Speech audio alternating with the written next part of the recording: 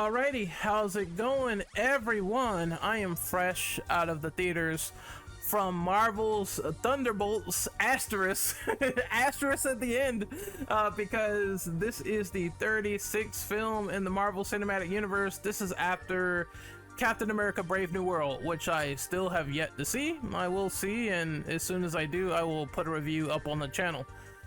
Thunderbolts is essentially being billed by certain people as Marvel's Suicide Squad, where we have this ragtag amount of misfits and anti-heroes and villains, potentially to a lot of other people, or people who have done bad things, now formulating and coming together. The main hearts of this movie and the main character, in my opinion, is Yelena Belova, who was introduced in Black Widow, I believe, by Florence Pugh. She was in that movie, and she's trying to find her place in the world and find out, oh, what am I really good for? And the only thing I'm really good for, and the only thing that I've known for the rest of my life, is killing, assassinations, and all that other stuff. So she takes on a bunch of missions and tries to fill the void in her personal hearts. And as we go along, first part is going to be non-spoilers, second part is going to be spoilers. I'm going to let you guys know, but the basic synopsis is she goes along and she finally gets into this CIA facility, and she has this like big boss, and her name is Allegra De Fontaine, Valentina Allegra De Fontaine. And she's working under the guise of this corporation called OXC. OXC is known for doing some experiments, as we find out later in the story. She wants everyone there at this one facility because she figures they know way too much, and then you realize that every target there that Yelena basically sees, she sees John Walker, who is from Captain and the Winter Soldier fame, and then you see Ghost from Ant-Man and the Wasp, and then you see Taskmaster, who was also from Black Widow. They all begin fighting, and then they realize that the real inkling here of what's going on as they're battling and trying to kill each other is they're all primed to do the same mission. We've seen this in the trailer as they all are confused as to why they are there in the first place. And then there's a man that sort of pops out of a cot. A man wearing PJs. He looks like he's a siphon filter fucking underground refugee wearing these like sort of weird turquoise looking PJs. And this is Bob. Bob is someone who shows up out of nowhere, and they don't know why he's there or what he's doing or how he got there, what kind of person he is. But you start to really see the plot unravel that he's someone who basically is very introverted. He is nice and wholesome, but he's introverted, and he also has a bit of a history. He doesn't know how to really associate himself around people, but the crew basically warm up to him, and that's where the real plot of the movie starts to begin. It's like, how do we get out of here now that De Fontaine has double-crossed us? And now we have Bob, this sort of weird, awkward dude. We don't know what he does. We don't know why he's here. We don't know what he's doing. And we have to be the misfits that work together to get out of this weird and dire situation.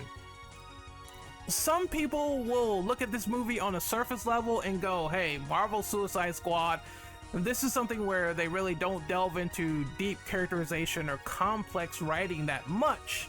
But that's where the movie takes a sharp turn. It really opens itself up to having a heart and realizing that, yeah, it's more than just, you know, anti-heroes yelling at each other for the course of like 2 hours. Of course there is that, but there's a deeper underlying message about either psychological torment or mental illness or PTSD that unravels itself with the main characters of the story. And I thought that it took me off guard. It's something that I really did not see from the MCU, at least in this phase, like it reminds me of things like Age of Ultron or going back to Infinity War, where they touched on these subjects just a little bit with certain characters. You see Thor get obsessed in his revenge. You see the visions that Tony Stark has and is all over his mind about his biggest fear, and his biggest fear was the Avengers like dying and passing away and thinking that it was his fault.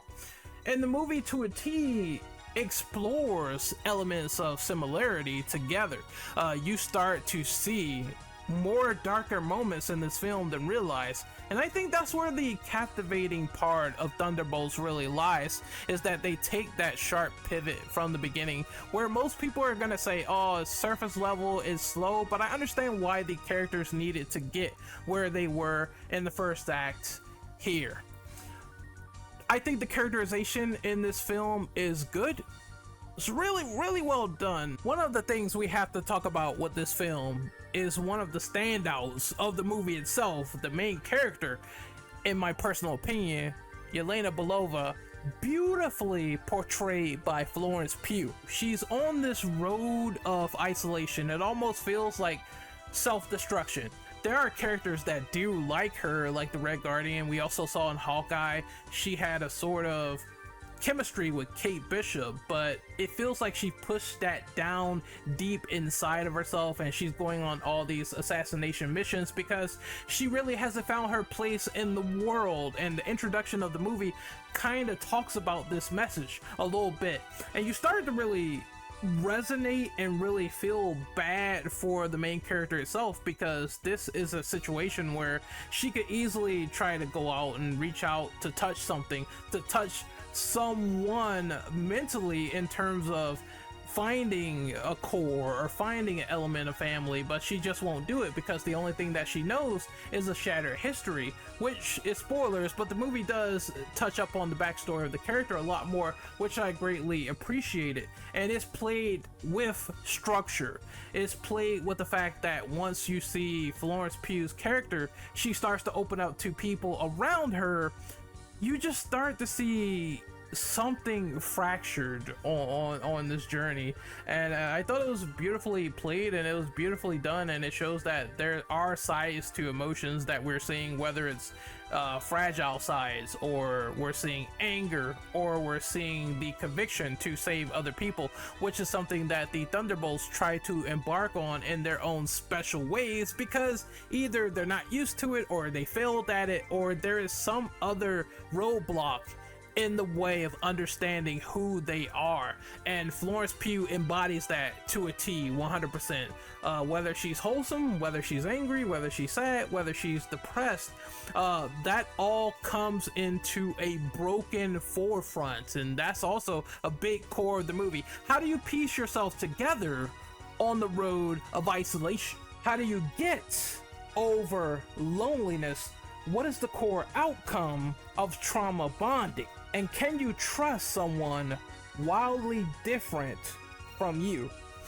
Big messages here that I did not expect the MCU to take big swings, and I really appreciated that characterization, along with other factors too, and other characters along the way that I also appreciated. Same for David Harbour as the Red Guardian. He is the one that offers up sort of the Teenage Mutant Ninja Turtle Michelangelo flair, where he's goofy, he's a big, adorable, lovable idiot in this film, and you're gonna find that infectious. Everyone is just on point, from Bucky, and then you have fucking Yelena, all the other people that I already mentioned before, and then you have Ghost. Even Ghost in this movie had a lot to do, which is really saying something. Like, most of the Thunderbolts really get a good time to shine in this film, therefore you're going to be rooting for a lot of the characters there. Even Walker, who is the known asshole, he has like a character arc, which I'm surprised by, because they went in a direction that I really never expected with him.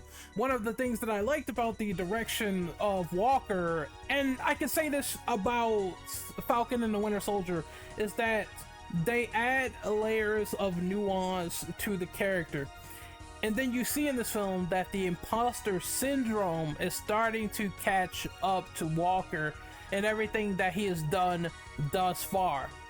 He wants to be this virtue of hope, this symbolism of Captain America, but he knows that repressed demons and the way that he's acting and his sort of asshole behavior just will not allow it. That one singular crutch always pulling him back. And I remember there was that one sort of thing that he did in Falcon and the Winter Soldier, and it is kind of referenced and brought up. Hey, you did kill an innocent man in the middle of the town square. Some people thought that, hey, this was the wrong thing to do. This is something that Captain America would never do.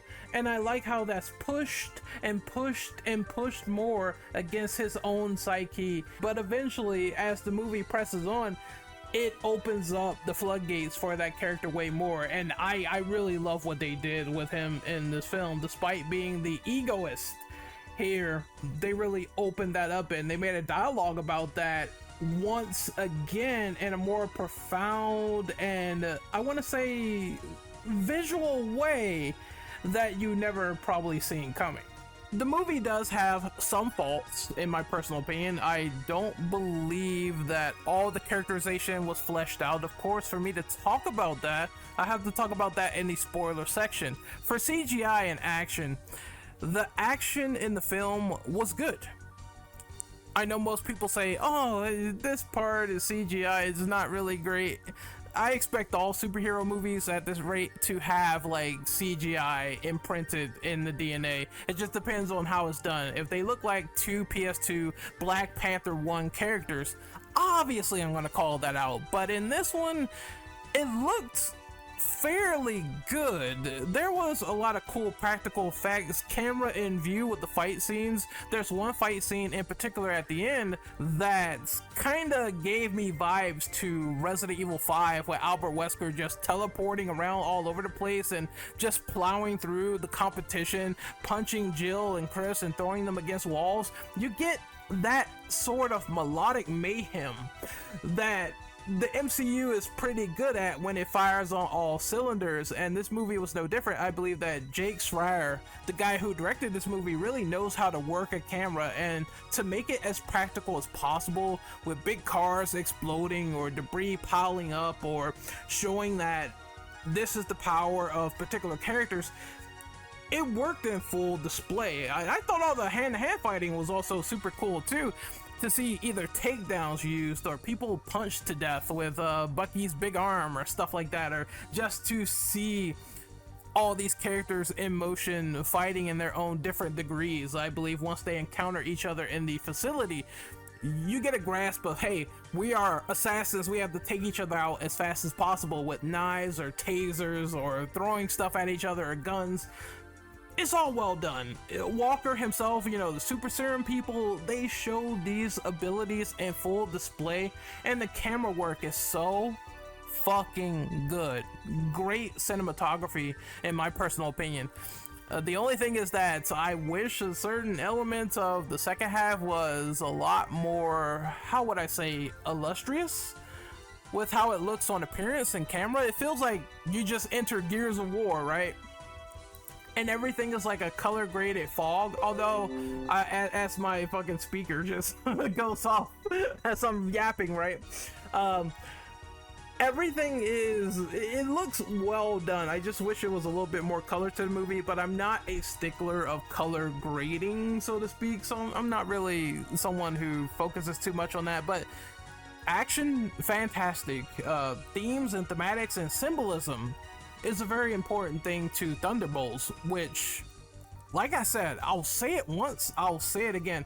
The symbolism aspect kind of surprised me. If one strange example could come up when describing this movie, I would say I walked into the first act expecting a typical Marvel conspiracy theory spy thriller, and what I got was something straight out of Silent Hill in the most profound way possible to complement the movie. That's how crazy and off the rails the second and third half kind of goes, and I'm just like, yo, this is fire. This is interesting, actually. I just never really expected the movie to take such a sharp pivot into the territory of symbolism and making it dark It kind of reminds me of when Tony Stark was, you know, sort of getting his memories checked, and you see it where his biggest fear is the Avengers dying.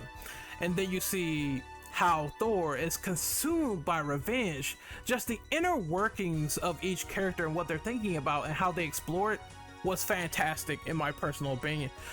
Is this movie top tier MCU so far? I think there's movies that can rival this easily.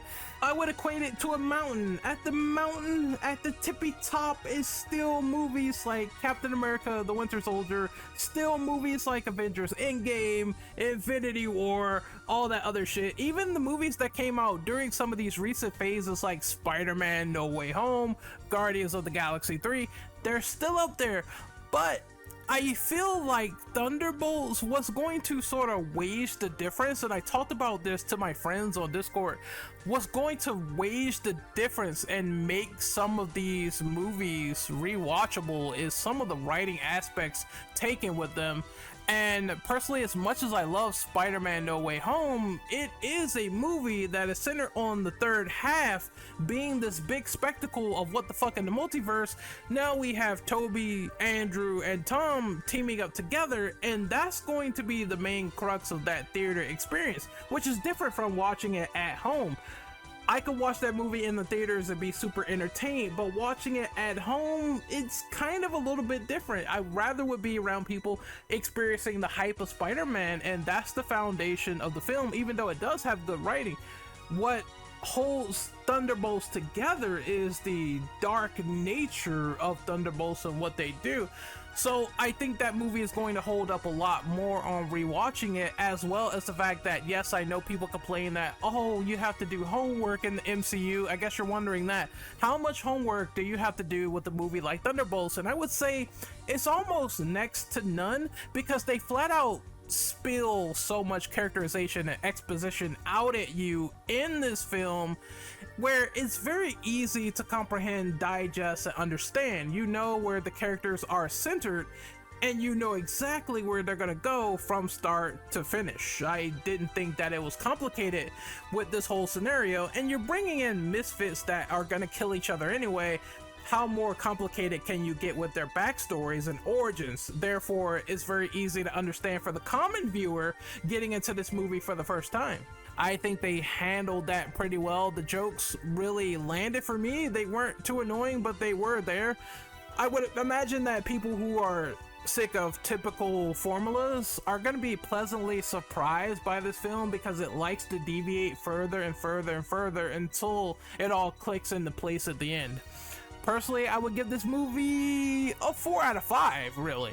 I think this is upper echelon MCU stuff. It's not really masterpiece level, but it's up there just enough to say I had a good time chilling, relaxing, and enjoying the Thunderbolts be what they are, which are misfits, people who like to have a fun time, and people who are just like family, no matter how vastly different they appear to be on the outset. And it's a message to be said in this movie, and I think it hits hard at the end with that whole symbolism and the whole symbiosis of these characters sort of coming together and realizing that even in the darkest moments of your life, there's always some newfound individuals that's going to hold you up, and that is the core of the Thunderbolts. That is my non-spoiler review. As I said, I really enjoyed the film. I enjoyed the characters and everything. It's a few tiny rough edges, but I really enjoyed it. Let's talk about spoilers. If you don't want to be spoiled, then you don't want to listen to this segment. I'm going to do a 3, 2, 1 countdown here. All right, 3, 2, 1. It's spoiler time, baby. Woo! All right. One of the things I didn't like in this movie, despite giving massive praise to the psychological aspects, is I did not like how they handled Taskmaster. Now I know for a fact most people are going to say, Renegade, I didn't like Taskmaster in the MCU whatsoever. When she died, I am the most happiest dude in the world. It's awesome, it's great. The real Taskmaster is the one from the comics, which they should have introduced, as opposed to this carbon copy, this Ola Kurlenko chick. Why is she here? They butchered the character. Let me explain, okay, why I really was kind of negative on this aspect. It didn't even fall in the mix. I was just negative about it. I felt like they gave mostly all the Thunderbolts, even Lewis Pullman's Sentry, I felt like they gave them dramatic character developments in this film, and it was mostly good. Why would you just put in a character that you're gonna kill off in like 5 seconds? I don't understand that shit. Not even building it up, not even having any after effect. It just seems like most of the characters, as soon as she died, they didn't give a shit. Even Yelena, who knew who Taskmaster was in the film, and it's just weird.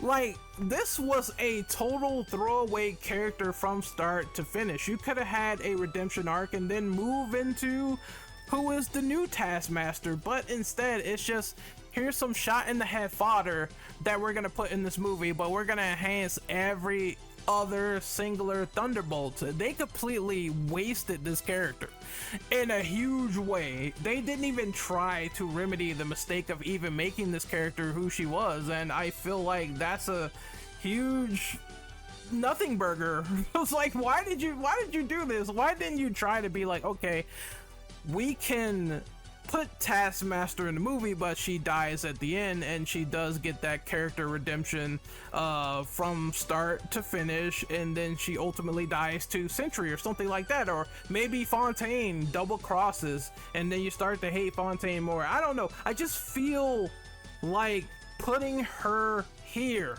and putting her in the promo material and all this other stuff, knowing that they're gonna kill this person off, we needed a shocking death in the first couple of moments that really lead to nowhere. And I have no problem with shocking deaths or whatever, as long as they tell that person's story and characterization well.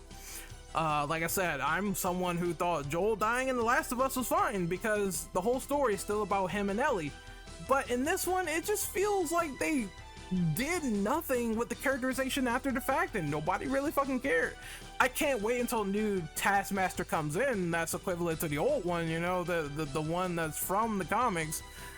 But it's like, let's just get this piece of trash up out of here. I was just like, bro, you could have wrote that role to be a lot more better in this film and made up for it. I mean, we have examples where Iron Fist had a shitty Netflix show. It wasn't really that great, but you wrote his character to be fantastic in something like Luke Cage season 2. So what the fuck, right? And you can do it. You could take a hated premise or a character you feel is downgraded, make them better, and give them a send-off. Like, why? All right, that's my gripe with that part. The other part that I really wasn't feeling is just how some of the beginning was handled. Like I said, I have no problem with the pacing of the beginning and understanding it, but I don't know, it's something about De Fontaine, like her character story, you know, she's just this whole OXC bitch from start to finish. And you know, I did like her screen presence, right? I thought it was fine for what it was, but then it ultimately leads up to, oh, we're just going to label you guys as the new Avengers. And I thought that conclusion was just kind of strange, how she started out to trying to get them on the new team, and then Yelena says, oh, I own you now, so basically De Fontaine is her bitch. I don't know, I felt like, despite being the false antagonist of the movie, that De Fontaine could have been a little bit more sharper, because I felt like once her plan started to unravel, you feel like it could have failed at any time without the forefront of knowing that this was all for the new Avengers, right? It just didn't feel truly believable, is what I'm trying to say. To me, that you're going to experiment on this guy, right, and he's going to break out and have all these powers, and you're not going to have any other contingency plan outside of having a kill switch, knowing that this guy is fucking invulnerable, right? So that part just didn't feel sharp enough. Maybe they could have wrote it to be sharp enough where they kind of know about the void and they want to keep that contained at all costs. I think that would have been a bit of a better direction, as opposed to saying, we're going to try to kill this invulnerable dude. If he doesn't listen to us, he's going to choke me up against a wall and then come back and fucking blow everyone up. It just felt like there was holes in her plan to be discovered, while the void is the real antagonist, because he's not only attacking inward emotionally towards Sentry, but also the other people as well in the void when they get touched. And the civilians going into it as well, maybe that could have played a little bit of a factor, seeing all these people scared and run for their life and seeing their visions as well in the void. But again, the movie does make a point that the void is multiple rooms and they have to deal with the main shit there, which is what Sentry's going through in differing rooms and trying to convince Bob that he needs to fight his inner demons as well. And then you see it consuming him, and then you see all the Thunderbolts come in and hold him, and that's what he also really needed as well. So it all comes back around when you start to get mixed on points, but I still believe that Dave Fontaine was really someone that was super fallible at the end of the day, and she could have been tightened up to be a little bit better and convincing, in my opinion. But hey, I mean, she got to tell another woman to be a good girl, so you know, tons of gooners out there, they're gonna be ready for that. They're gonna be on that like white on rice to say, hey, the MILF told the younger lady that she's a good girl. These fucking I thought that part is just funny. I saw that circulating around on social media where people are kind of getting a little bit sexual, too sexual, gone sexual over that one. First act is, you know, it's whatever, but I do like that sharp pivot where you think it's going to be a normal Marvel movie and then it's not. And what I was talking about earlier, this moves on into the positive stuff, is that they decide to really go deep into the minds of everyone. It seems that Lewis Pullman's Bob isn't who he says he is, or none of that. He was a test subject for OXC, for the Sentry program, and they were setting him up, and he was, you know, the powerful sort of antagonist that they unleashed with the void and everything, because they pulled the kill switch in his back, thought they killed him, and he really came back as this shadowy figure of emotions and rage and frustration with the world. Because you see that Bob is a pretty shattered person. He is someone who was a meth head, someone who was bumbling from place to place, someone who saw fucking chicken as a PTSD vision, and then he decided to commit himself to the Sentry program, but many people died during that process, and you find out slowly that he was the only survivor. I thought they pulled off Sentry so well, because not only did I like this confused amnesiac at first, but I also wanted to know more about him. I wanted to learn more about his character. Why is he so introverted? Why is he here? I thought it was strange initially, and just uncovering it more and more and more as he has this whole relationship with Yelena and them being friends, and sort of seeing that deep down he has depression, loneliness, and isolation. And it manifests itself into the void, and then you start to see symbolism. Everyone has a void inside of themselves. So I believe that as soon as Lewis Pullman's character starts to touch people, as soon as he touches their hands or whatever, they get pulled into this sort of surreal void where they see their deepest, darkest secrets and their childhood traumas, and you see differing versions of it. So I wish he would have did this with other characters, like maybe Ghost or Bucky or maybe Red Guardian, but he touches Yelena, and then she starts to see how she developed into this soldier, this super soldier with the Red Room, and her experiences and killing some of her best friends. Sentry then touches Walker, who you find out was an asshole to his wife, and his wife left him. He wasn't watching his child. He was all about trying to be the next Captain America and failing so hard at that and having this sort of imposter syndrome. which was really cool seeing it manifest itself. And his whole relationship spiraled downward. That explains why he's an asshole. And I loved it because you see the flaws of the character and what they have to do to remedy themselves and make up a redemption story for themselves, and they can't do it by themselves. And it all counts for Yelena, Walker, Sentry, everybody. It's a big culmination of how do you come together from being so alone. And I thought that was brilliant. I thought that was superb. Wasn't on my bingo card. It really wasn't for the MCU.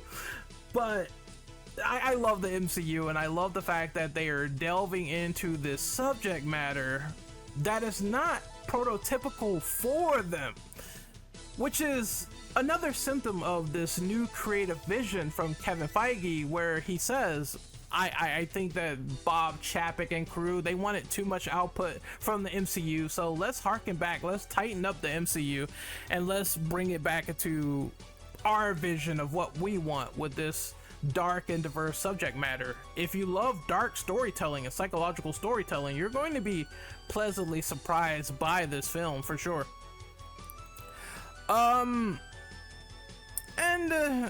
Like, Red Guardian was cool in the film. He was awesome. He was some of the heart and backbone. The big, loud brute that sort of will have a good time wrestling a bear and doing a choke slam on it in the woods. It just brought that synergy together that you really didn't expect out of these characters. So I have nothing but high praise for Thunderbolts. I think the casual moviegoer will love it. I think the Marvel Cinematic Universe fan would love it. And I think the comic book fan would also appreciate what they're doing here and the changes that they have made so far. And, you know, some of the things they've done, just they kind of killed off. Taskmaster said this character is nothing. They didn't do any sort of development with all of the Thunderbolts.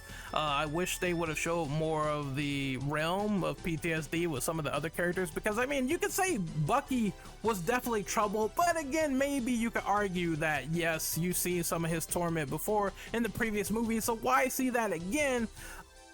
And there was the drop of, oh, one more thing I didn't like, by the way. Well, it's not that I didn't like it, I felt mixed about it.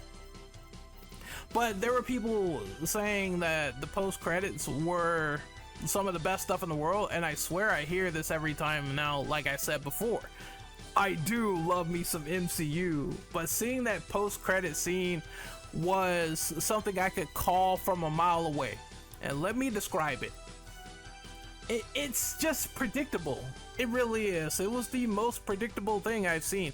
I do think it's genius how they set this movie up to go from the Thunderbolts asterisk to the New Avengers, because now the Thunderbolts are the New Avengers team, and there is a sort of delineation point here because Sam Wilson doesn't like this new team whatsoever.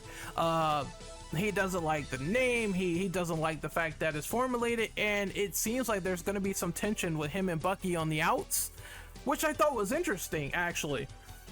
But to call it the best post-credit scene is a bit of a misnomer. It's like a bit of glazing, in my personal opinion, as the new kids would say. Because then you get the New Avengers together and they're talking, sort of having their conversations. This is all gonna lead to Doomsday, of course, and then you see the Fantastic Four ship drop down. And maybe part of the surprise being ruined is because I literally saw in the credits it said the Fantastic Four theme is here.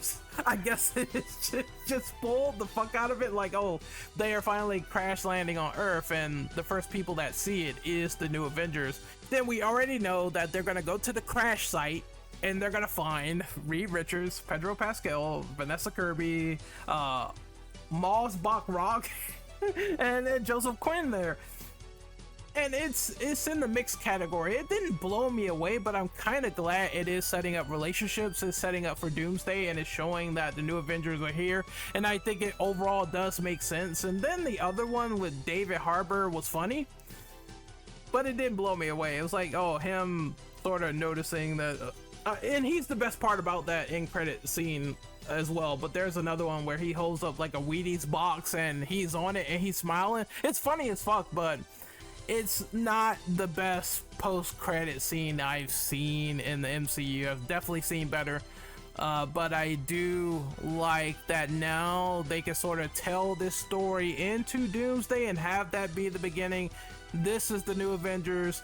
Sam and Bucky may be split up. There might be some division between the teams, similar to Infinity War when I think it was Civil War, where Tony and Steve, they weren't talking. So I like it. I do like it. I like that aspect, but it's not the best ever. Overall, that's it. I think that is my review of Thunderbolts so far. Definitely a 4 out of 5 movie. Go see it. Go support it. Insane in certain aspects.